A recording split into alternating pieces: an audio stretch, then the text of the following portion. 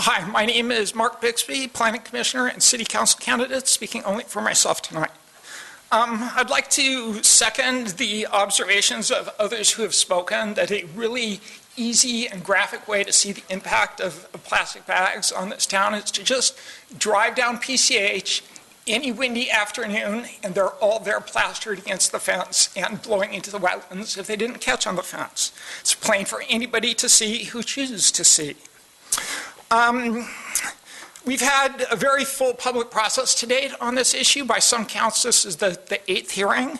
I was here for a number of the other hearings waiting to speak on other items that came afterwards, and it was a very long wait. So there was a lot of public participation with full media, full coverage in all the newspapers. So to claim that there were not adequate chances to participate is incorrect. No new information has been brought forward tonight. Everything that's been said you had before you at the time you made the original decisions. I'd like to re-emphasize that those 1,000 signatures that proponents of repeal collected, that is less than 1% of the registered voters in the city.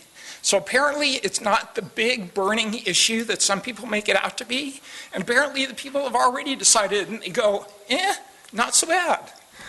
So it's not the big burning issue. I get it when they say that all politics is local, and there's nothing more local than the government action that affects me. But what council is elected to do is you're elected to make the big picture policy decisions that go beyond the me to the us as to where we're going as a city. A couple of other people have mentioned the Leadership Academy. I'm participating in that program. And last week, as Ray Heimstra mentioned, we did have a segment on the environment. And the folks from Visit Huntington Beach spoke on the importance of marketing our clean beaches. That's a big selling point with them. It's core to our identity, and our beaches and ocean are core in our city seal right in front of us. The Hyatt Director of Sales also does a lot of marketing for international ecotourism. So cleanliness of our local environment is ultimately good for business. So I support the bag ban as originally adopted, and I oppose repeal. At the end of the day, you eventually need to have some policy finality, and I think that time has come. There's no need to put this to a vote.